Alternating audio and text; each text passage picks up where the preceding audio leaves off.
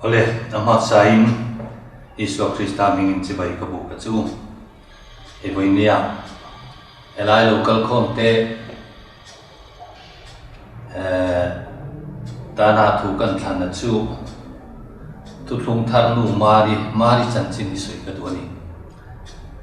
Awang cu nu mari hi kan kecil nasi memi kerja tam tak pei hijuan kan musite mi o di thea tam tak pei chuan kan deu so mi o di thea tam tak pei hijuan mi mai kan ngai ni kan ka thina chu wangin apathian na te kan hria tanga ya van pathian me bina afapa pai tlak tura athan Gabriela vantir ko chunung berne na ko chi bai vo bi ati ti rahi kan khe chiang lo ni ka ria chu wangin hei hi du tum chu kan soyanga family commission yan helai hi kan ngai poi mo tri mi te an sia fia theina ta na fil hi kan na ni kan ria chu mi ne wang chuan helai chan chin hi kan soi do na ni ole kan sia angin tutlung lui chu tutlung thar lim thla ni athian tu kan soi chuan tutlung lui kan soi lo thei lo awang chu tutlung lui kha tutlung thar lim thla tutlung thar thil lo thleng tu lo in tir lo na tam ta kon thina wang hian kan soi lang thina ni Genesis bung thum cha som ni kan sia chuan mi pa chuan anu bui chu thil nung zom zom nu ni wangin ang mi nga evi vo ta ti kan mo ni evi ka tutlung luya thil nung zong zong nu ni chuan tutlung thara min chandam tu Isu Krista meu pa ya min ron pechuak tu min ron rin sak tu hi chu tutlung thar nu ni ti soi fiang vak ngai lo ya chiang e be mai ni chu wangin herai tu hi chiang de wa soi ga tu a adik tak chuan kan thian te kan han lia anina ti kan han lenga an nu len pa te po kan nu ka pa kan ti pui theya kan chan dam tu nu nge mai e ko vela len lai nia en kol tu le nu ron bel om chuna kha kan nu kan han ti pui thei miak lo hi chu ama kani Kristan tin ngai mo anu hotla chung hen waram kai chu kan tu mania anu hoe em chung le musit em chung a ban ron kai thei dan hi omani ngai chuan thil mak takani karim chu wangin kan ngai tu chian ngai ko mai kum som thum lai lo chen za anau sen te ta tang ina en kola roma bol theng ina en kola roma bol no ko ala zui he ko vera to lai ni te khana nu chapula om ren thi akal san ngai lo cross apud lai zong pon kal fai tlang zui thenga athi ni pon la tuar berani suti ko panu le fa in lai chin tha le in mangai chu afa bala khan tu cha thei la anu te la ngai tlat ole kan bible chuan nu mari mai chia tin soya chiang em makan mu chu mun lia hen chiang te min kan mo ni chulai chan chin chu chiang te min soi ka lu eden huana thoi lo na wa ma evi le ta mate an han che sual ta khan pathian na thing ri me maya a thoi lo hi a huani pathian chona huat ber chu a thoi lo ni chu mi de wang chuan ti su ti lo ti lui hi pathian chuan adu a thot lo ni chu mi de wang chuan alaya thei hi chu lo ei su o te khil moi kha an lo ei an lo ti sual ta sia chu mi de wang chuan Genesis bung thum chang so panga kan chia chuan pathian chuan an chia lo ta them so tu rule kha rule ne na chuan mei che khini i lu la rap so ma ti ta ani kar in do na siam ta mei che khin chu tu nge ti kan na soi zel don ani ki ar tu ye achu ma ti ti chon chu mei che chu tu nge ni ti kha kan thria ta ngai mà sẽ Isaiah chuan bung sari chang som pali kan chia chuan zone Isaiah chuan au chuak ta chu mei chia chu hei hian ni ti kan chia ta nula thiang lim ti ro ko ta ni nula thiang lim ra yanga fa pa singanga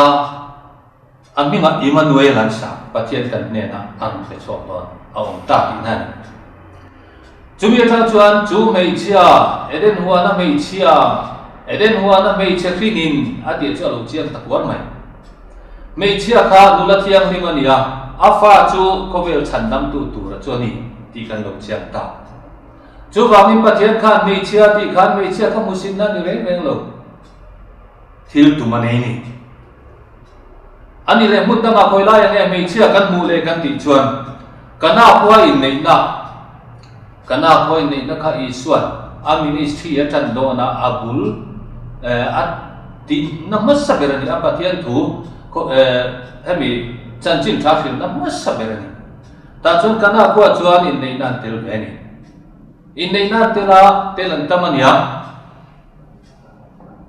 an wain tha nei zong aral zo ta sia wain an nei to lo atom lama chia no da amaro chu mal khan afa patne na wain an ka chamnia ma se iswa chuan mi chia namin enge min lo khiat sak tu rom ka hun an la thleng lo ve ti in an u chu chang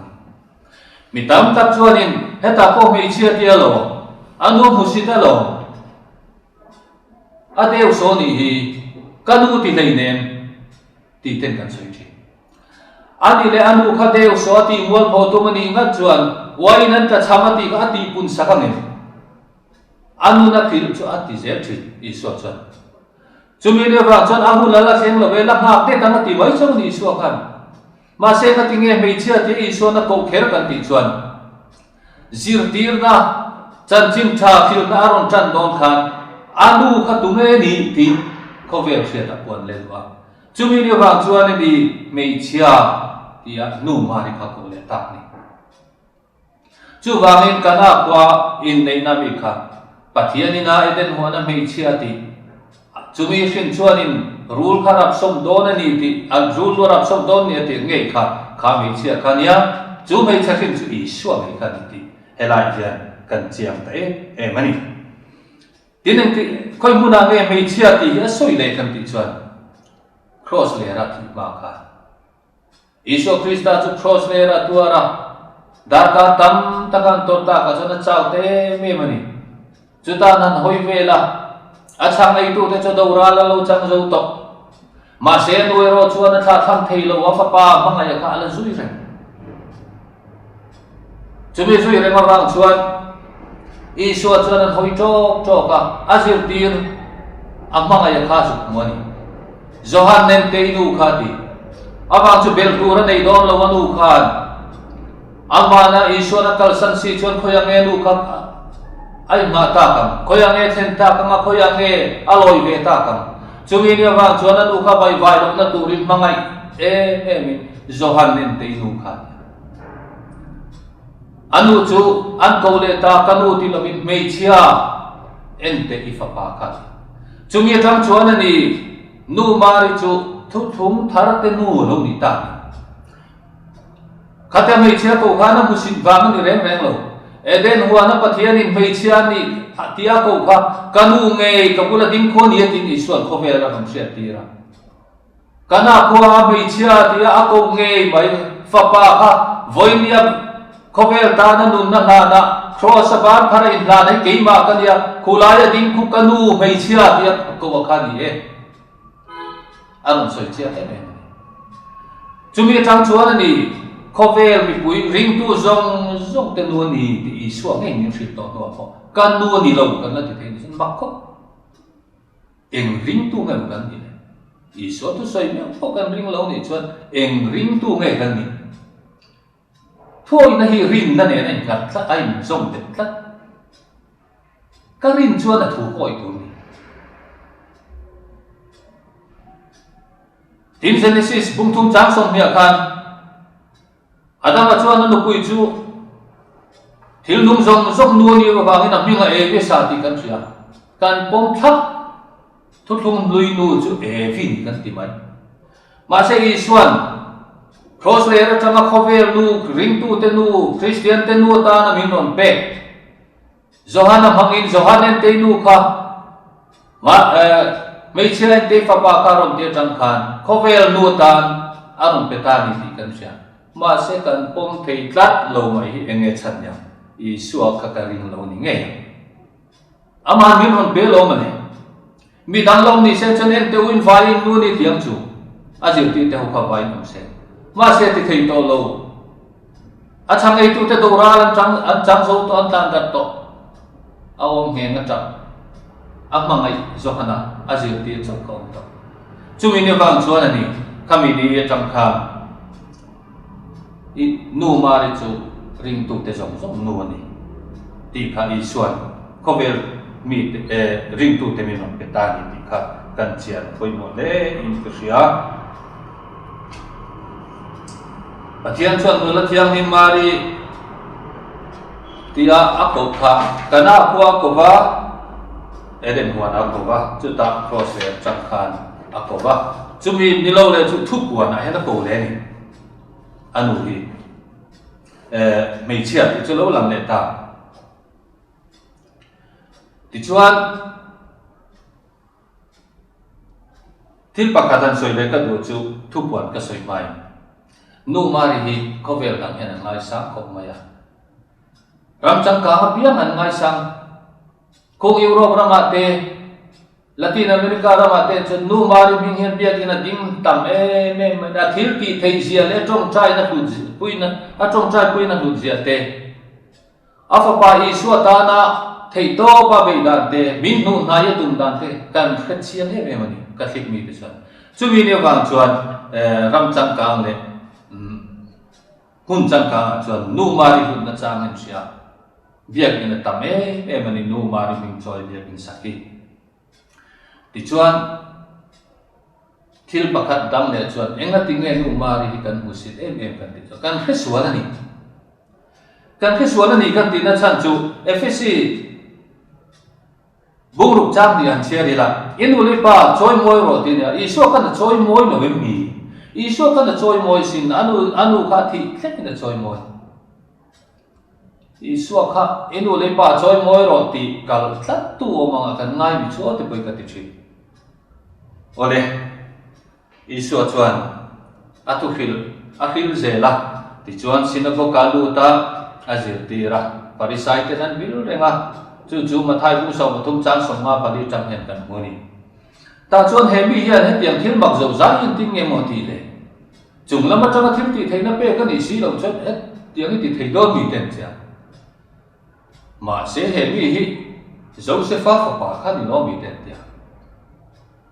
ta chuan ma thai bu so ma thuma chuan chiang e me la he mi hian he fin na le he thil mak ti theina hi khoya ta nge mu an ti ta ni farisai ho kha he mi hi thiu rem siam tu fa pa khan ni lo mem ni an chian fak lo zia an ni lo mem ni han ti kha anu chu mari an ti hi an ni lo mem ni an chiang lo khop farisai ho te po abu nau te po Jacob te Josepha te Simon te Judas ti te khan ni lo mem ni an fe chiang lo an ni kha ti dot nam lo an phang tu te po kan ne na ten ni vek lo em ni an tia he yan chan chi mari fa te mo vek kan emon ti chi kan sia tu ra poi mo em chumi te nan soi wa lo pom ve mai ngot tu the ni lo ba kan chui tu ra ni bible la ko kha chiang em ma lang chu Cleopa nu pui chu mari tho ni Cleopa u na pa chu Josepha ni au na pa Josepha ne nu pui mi na ngan nei ni Josepha ko pui nu pui po mari ni Isuanu Cleopa nu pui po mari ni Cleopa le mari chuan anu pui chuan fa ne ya chu man fa te chu Jacob te Josepha te Simon te Judas te ne me che soi te khan Isu u nau te anu mari na khin ten ne anu ma Isu hian u nau pian pui thi sen song pui nei ningat sen chuan Judan mi puite nanti du da lai te gets mani huan amang nga trong trai lai te kana abulan vem mangan to batona athan ti sen far zoi trong trai lai khan abul nai no nge ya rom si paite nan kaya an vok thi thin lai khan abulan uma rore sakao ma heroda ne nan suai koite Pilata ne nan suai koi lai te kham khan an zui ve zela thi sen zong pui nei ni ngat cha thiang lo chan ti lai te khan lim kum ti lai te khan u nau dang nei ni se chon ron lang nei nge a u nau te khan pui soi dei ne ewang nen an man ve thera cross a puak kan ta na chu pui hoi thum la ya chu pui lai te khan anoma a hoi thum chu pui na kha chona nu ni khalo lang le ate laya alo mangai ngoi atu po kai tho thina kha tuna chuan rom si pai te che na kara uma mi dang ko kon phal si lawa avoi thum na chana room chua ka ni kha i suwa po kami room chua ka nu chuan tuar zo lawa va pan ta tui fa pe ka tumani kha ma se fa pa chuan nge lo khil ta kanu ngai te eng kim ka siam thar ta lo Sakramen pasarite din tatlat. Cumini vang chuan ni anu ni nu mari hiya na papaya mangai. A papaya mangai ngoi chukan nu ni. Christian tenun tat. Chukan ti thei tur ani. Chu wangin padangan nei lo ti chian nani. Ani le cross le raum lai khan. Unaw ti sensong puidang nei ngat se nu mari kani fadang nei ni se katu ya hale ti chok lai ti khan a u nau dang te chu cross bula khan nong ve turan tu ma nong lo tu te ne om leopa nu pui mari om iswa nu mari om mari magdalene om johana om ko me u nau pia kan pu te chu anum re chu mi ne bang chuan thil re chiang lo hian kan pu thi na nu mari hi di tak chuan ani lo zong hen kan ngai tu deu thin hi a koi ka tia chu wa ngai thu dik kan sia tia koi moi sia chu wa khalai thil ka kan soi do ni adik tak chuan in musulman te hei hei hian sin ngai sa musulman kuran kan sia chuan mun som sari la ya nu mari chung chang hi lang ani me che dang lang anom lo reng adik tak chuan in musulman te dei abraham ko khan ai ngai ve ta dan ni juda thil ti dan an khe fai ve midrashic tradition dia juda tradition a phei chuan nu mari chuang sa em chumini wang chuan nu mari hi thiang lim lo taka iswa sin no thiang lim lo taka ko satura kan ngai fin ma man nu mari tu nge eden mo na po kan rito sin mai chia ti khan nu mari pian ma kum sa sarivela zo nei sai chulo alam lo to si nula thiam nim maraya nga papa ki nga ami ngai manuelan sa apian ma po nula thiam nim man lo tia ka tunge kan khet siang lo van miliam anu chu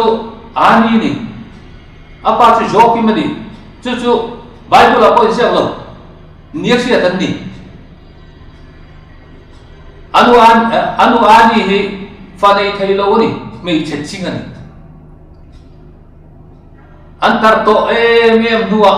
mari hian pai ye soini ta chuan nen pai la hian na pa jokim hin chu athi ti chuan mari chu han sing ta ye soini a ne soi zela ni mari chu te lai ten te kon pathian ni na fo bi ge me ma nisan hoya kal kon nisai le nat do tu lawi chung ding in na dia thi nan ti chu tiang khop chan nu mari pathian hian a vo bi ka tu nge mo ni le nu mari chu ro pu ye sing kan siat be chin ngot po soi tia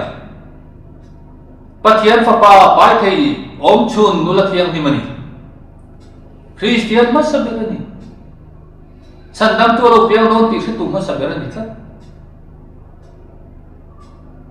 pathian be ko ina vo bi tia ko mi khim om chunani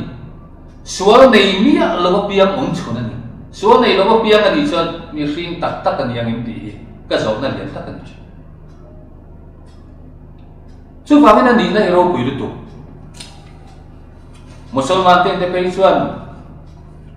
Quran bung so ba ko mari chan chin song song sia nan ma mari chu nu apo nu pasal chan ti hian ani a chan chin hi mo em min an sia chi sang sang an sia sual kai lo bol lo kai lo nu la thiang nim van ka thian ina avo bi an sia tam tu ka cher vek to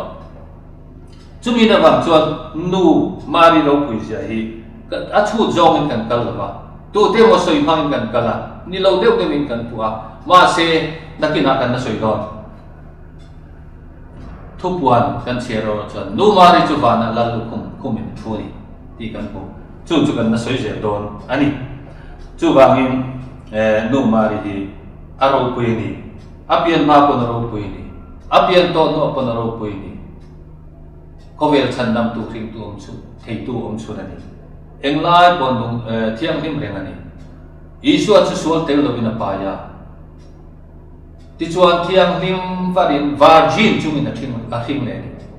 ka tiang ko pa nula thiang him le ro pui kha ani a chu wangin nu ma ro pui ja hi a thu le me ani ole thu kon bung sok kon ni trang khata trang kan sia cha nu mari chung trang hi asoi chia em ma het yang in asoi ni vana chin chia na ru pui takalo lam ta a mi chia nia in thuam a ke nuaya thaom aron ti ta ni thil ti thei na ru pui em tu ma chon ni hero pui em ni pathian bin tam em greek ho pona pathian ro pui ni nia Roman ho pona pathian ro pui ber chuni ni chumi ne wang chuan eng sual chu thima cha thina eng chu thim ne tu nia chu wangin nu mari chu ni nei thuam ani ake noya tha khobe leilungin hera chuna ro pui em pandi ni chu ni nei thuama ake noya tha ta ni ti chuan arsi som paniasiam lallu kuma arsi som paniasiam ahati zo point ngai to tia USA chuan sipai lal ber kon arsi pa ma bil chu wangin sipai khobel sipai zong zong hian arsi hian ngai sang em ma arsi bel chin hi chu an sa em ni chu wangin nu mari chu arsi som le pani lallu kuma Israel nam som le pani azir tir som le pani te nu mari chu an bel thata chu te chu helai yan soi la ni ti chuan ani chuan nawa pa ya naw ve nain asakama ti chuan nu mari chu va na om lai soya leya naw te khin tu lai an ron kal le ta ya nawan thin don chuan i suam thin don chuan na te me ma asakama te chuta chin chian na dang vana lo lang le dragon sen lian pui lu sari le kisom nei lallukum pasari kum o ma tia ami chuan van arsi mun thuma chena mun khat chu a hola tia leya mpai khata chumya sia chu lele vanin do lo nia dia bola chu leya pai tha ka lo ni ta chu dia bola ngei mai chuan khove lal lo piang tu Kovel chandam tu lo piang tu rati thi tum chuan a beya beida chitin reng ina beya mi ring te po man ruwa mga lal heruta po kaman ruwa mga ni ti kha helai chang hian alo chiam te me ma ti chuan achin huna naw chu alem theina dragon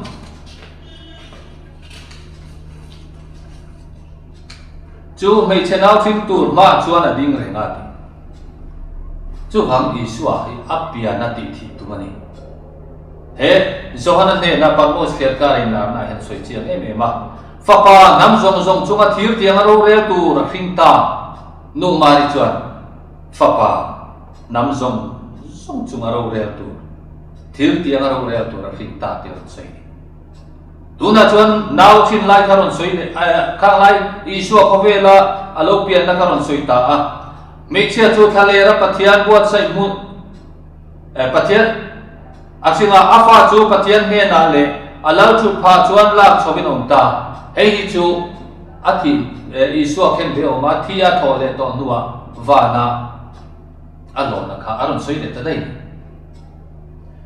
ti chuan mechia chan chin aron lut thale ta a mechia chu thalera pathian buat sai mun anei na chuan a tlan bowa chuta chuan ni sa kha chani som ru an chom theina turin ati ni sa kha chani som ru khi kum thum le thali di na ni kop ti khau thoro chia po chu tiam vel chia chu om ai ku ta ra ma ya ông rei khom mai kum thum le thali ve lai ho mani awang chu Herodas pai te khan zom reng awangin mun pakata po nei thei lovin an va thin ani chu tiam chu anum dan ani a chung ko thiang nim hi an va vai ri le mi ti ka kam se la tha he Herodana nau sen kum di chin noi lam suat vek turan ti ta ka chuan pathian in mos Josepha mu manga khan nau te chula la ai gup tar ma ko ron ti ta chumi na zo nei sai thu hi ti dik zia che tai chiang ani ngai te lal pa chu chum chak tak chuma chuang in ai gup tar ma lo theng ta ai gup ta pathian te chu ama an khur soi sayang ti alo soi che lo khen ti ta chu wangin nu mare ro pui zia vanalal lu khum ne na athut to zia chuti lai kara chuanin zang kat chak kat chei ni mare ro pui dan tur zia hi helai thupuan ina soi ai kan mi tha thiam lo so kan awang chu nakena kan na soi zel don eng ting nge lak chho ni hi kan na soi chho zel don ani ti chuan chu ko thiam nim te chuan ai guk ta ram chu an pan ta a ti chuan an kal ta zela bubasti mun an thlen ya an chola bubasti mun an thlen chuan an chol ha dam thia ta chuan suam mang pani te hi cross an thlen be a ading le ve mi ti ta le du makas te khan ni suam mang pani te khan I swap nau se ni swap fi ko khan lo ru dai mai ni hata bubasti an chol lai nu mari cho bit tuit la zoi mai afa pa kha phei khong nei lo ban om tu ra kha na ti ngoi mai ama ro son fan nei na em chu kha chang mi fin pathum ten chi bai ron bu ka rang ka chakan ron pe kha mi mang kha nei tung mung chho je la kum thum le thalien om po hian kha chang mi fin lal pathum ten na rang ka chakan ron pe mang khan se lo in nom thei ni ei le in le thil da po kha ti chuan a chap zoi ya afa pa chuanin amit tu cha hu saka themani kanu tap to suti hetian ko panu in mangai isuang e pona amit tu hu sak kanu ti kanu kan ti thei lo hi chama jonai gupta ramanong chung hian mun san na Herodas pai ten an zonga an biru wa ro ngani Coptic Christian manuscript alanda chung ko thiang him chung chang hetiang hian soini a Coptic Christian hau ko Christian bas berte kan chau thin ani a thuro chia lama pon hau sei me mani klot be ya nom lai ya Herodas pai te khana ron la zom se sia aron u phalit lik to ni ti an theta sia nu mare mangang me ma ti chuan klot be bula khan bakal klot be khobula khobon lama chon kan chok ta a tlan chereng reng in an umani itan le katan hian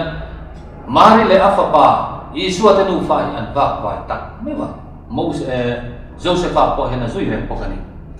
ta chuan lo nei bi hen su ta chu lo nei bi chuan in don fo chi he lo ling ani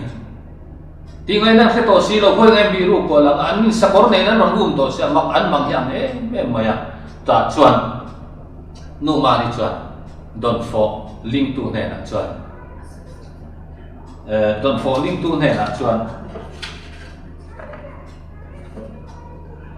don falling tu ne na chuan ti hian ti ta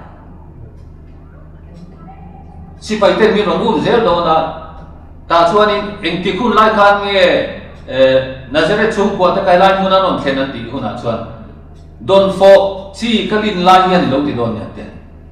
chu pa chuan hoi he hui ne tinge don fo chi kalin line ka tia ka ti chuan ron man hal mai gon chu sin atia ma se chu ti lai chuan Isu kan nu ka khia ti ta chu ti lai la chuan in tuiron chik chota lo nei mi lo chuan nong ta ve ka ta chuan in don fo song song chuan thang ta hetia mu lai ren khalin thang ta pur mai ta chuan an kalper ta an so yang ngai khanin Herodas pai te chuan an zu thleng ta chuan Herodas pai te chuan chu lo nei mi chuan so ta ngai ya nu mari chuan do ti soi lo kan lu wangin he thil hi kan tian he tian chu po chuan do ta soi ta reng lo Herodas pai te ne na he engani don fo chi kalim lai hian an lo kan ne don fo chi din lai lo kan ne he ti chen a than mer mu to ka chuan kan nari to em ai ti be dong nan ke le ta ni chu tiam chuan nu mari le Isu te jin kong hi a ha tha e ma a kheu e mani ti kha kan sia a poi mai ka sia a lai te kha kan soi lam le wa nu mari hian a sir tir te hi Isu thi nu khana kil koi renga Isu han ti to nu khan nu mari han kum som le pakhat la tak pui ni eti chung jong hian na ko khan kha athua ma ahruaya rin na lama an chak theina turin nu mari hian ahruai zela zirdir te ho pon nu beramin anena chumini wang chuan kathlik ko khan hi nu ko khan ti te pon kan ko thri na ni chutiam chuan thei to pelo chuan tak mi meu ani ti kha kan thriat koima ani ti chuan nu mari hi Isu hian azza in choi sang me ma nisari ni masat bera kholo tlai lamin judate lama wa ma zir tir ten om khom lai khan Isu la ran kha kamiron la ma khan nu mari hian azir tir te ho ako ma Isu chan chin zong te Isu to thil lo ton le thil dang zong a chan chin zong hi alo khit ke wani adik ta chuanin Julaya thulo soya chan poimo bera chu kanena vantir ko thiang him Gabriela ron lara kami lara chang khan voini theng hian ril ru nat na hikama me mani mi te musin na kara kalenga mi te dew som na kara kalenga ti tu te azir ti te lo silani ani na dik taka chuan nu mari ne na hian vantir ko thiang him vantir ko chunung ber Gabriela ron lara si bai bo bi lan pai ne na tin chi bai ron bu kani me chia zonga mal so mi nia irila ra Isu ko mal so mani te in chu wangina chi bai na thong hi aro ku ye me ma chatuan pathian ina avantir ko chu nu ber ne na nu mari chi bai ron bu nai ari lin thu me ma chi bai vo bi lan pai ne na chu wangin nu mari chu pathian poina avu bi kania anne na pathian on tadani chumini wang chuan kan za ngei turani a ti chuan nu mari khatia nga bi tui ka zo ya lo soi lai chuan Isu ne na dinga kanu chak to su itan wana mun ro bui tak ka siam sin itom na te chu kanu atok to tin a filani enga tinge kha kha khil kan ti chuan nu mari ya tuar rei to ma amangaya awangin afapatan yan ahun pum hi amangani ta chuanin edi somni le pali khan nu mari chu wana foi chu alo ni ta chumi tang chono ka ni som banga piang hian nu mari wana foi chu a hi kan long thui nani nu mari chu midrat Sikh tradition juda da uthuro chia chang hi chon chia me makan muta ka chu edi somni le pali khan nu mari chu mo hilta tin chia kani hemi tradition Asia kan na chuan Asia tir zong tenan sun se me ma nu ina on puita lo wa khan bai fa yin tian ti chuan Asia tir te zong en ko kho ma nu mari su na mun tian ta chuan nu mari sun tu chuan en ko khom ta be ka mi thiang ning thom Asia tir thom chu India ra maron theng man to a amaro chu siat ti rin ong tat mai ni amu bang na ma khia ti rau ma wang chon nu mari sun ve ngei tum chuan hong thata a mak tak mai chu mi na kenga a thleng tha ve thua ya ma se ni khatin a tlai ta ni azir ti te zong zong ne na chon kanu chu ka mu ngei tur ani tia kanu chu ka mu don to si lo ka mu na nunun bera tan ka mu phal kham ru tia e ni lo ve heti zo zai nu mari chu kan huwa fa nai kan cha sia chút mi đi lâu chuan hay ani te lâu đây về được to a arim po se to ngi hong lo mai mun tia ma se honang en tla wangin an hong ta nu ma ri chulu to si lo wa at tuang na puan ne chau along tak se wang chuan azir ti te zong chuan lime me min pathian an faka nu ma ri chu he ko ve le da ya amut phal lovin afa pa in fa na hoi chu ta an tia chumini chu roman catholic chuan ni som le panga uga sia kan mang thathi nani mari van wa ni chu ti chuan nu mari chuan thoma chu aron tel ve lo wang chuan poi ki ni ngei tur ani thoma chuan in a thangom na lampang ava pan ve le ta a kan pa in ama kal lai chuan nu mari chuan chu ma changin thoma chu ron te ta chú chuông chung mà trang chuan thọ mà chú ron bia in en lai po a ken thin a kong khen dir lần tia chú mà trang in ron pe ni chú mà trang a ron pe gi ron chú ala alo me ma tlang hong le ta kanu ka mu sin nu mari ngei mai chuan in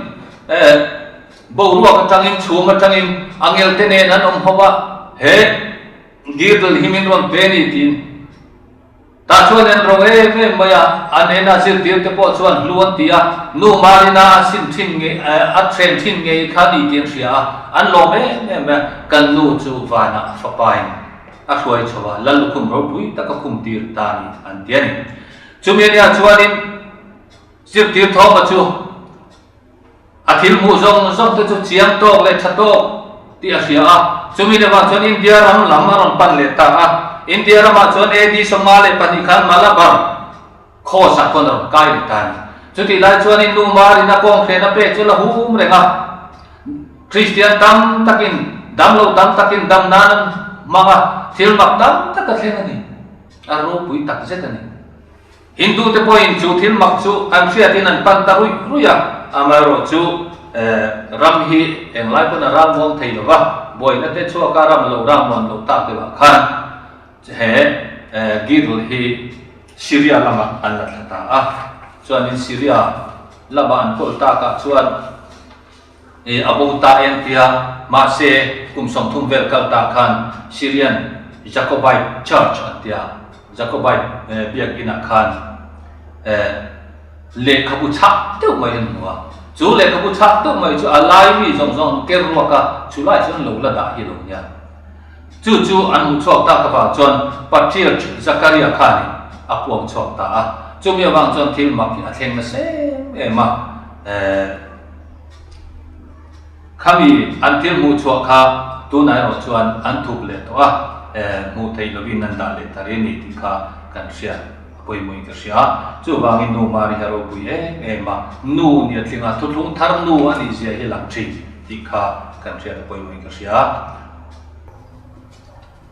nu man hi Christian te hian kan sain kan choi moi na se ema tin chu ba ka ama hi muntam takaloi lar to ami friends ram lord de sa hen kum sang ka changa somnga pariat khan Bernadette kum som pathumbi chap ne nai lara thil maktam taka thlenga ko khan point kum tam taka chut nuwa nu mari ngei ni tin hapong pui to chu tiang in Fatima Portugal ram kum sang ka som pasari khan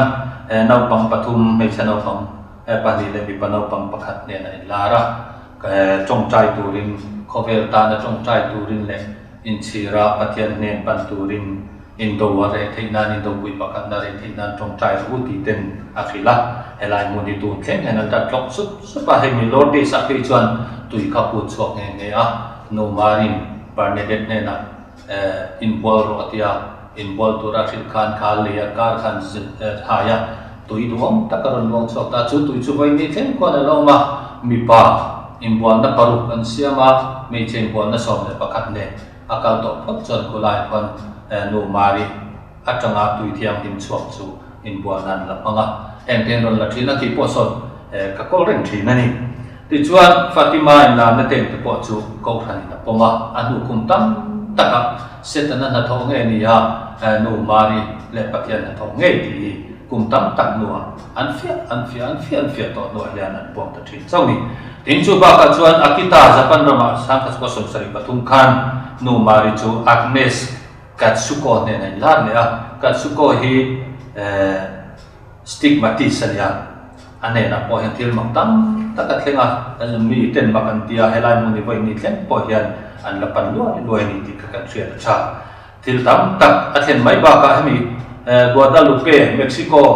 City nu mari in lana Saint Juan Diego ne nai lana paisa ka sanga somthum pakhat khan ni a eta ko thil thleng ro kui tak mak tak atama hoinia ro chuan kan soi bek sen lo anga tin chu ba ka chuan nok antia Ireland rama kon sa ka zariat sum sei pako khan nu mari mi som panga ne lara thil ro kui tak an nuwa po thleng choba mitam takin an tlo ru ya foi ni thleng hian an tlo ani nu mari ba nga thil mak thleng hi atame mani tin chu ba ka chuan Medjugorje Yugoslavia po hian te rol paru ma ai lara tin chu ba ka chuan kabe ho Rwanda Africa kon nu mari sa ka ko somjet khan in lara thil mak tam taka thlenga kan nuwa wa nga thil mak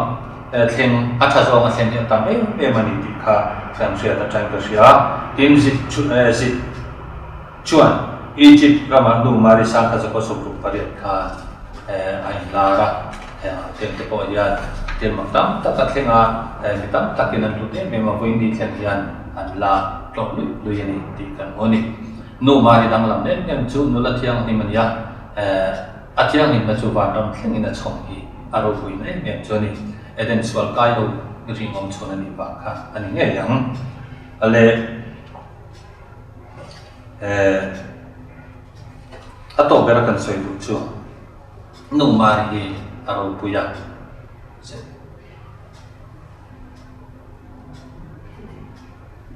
atau berakan soi lucu nu mari hi kanu ni ti tulung thar ring tu te chuan kan pomangaya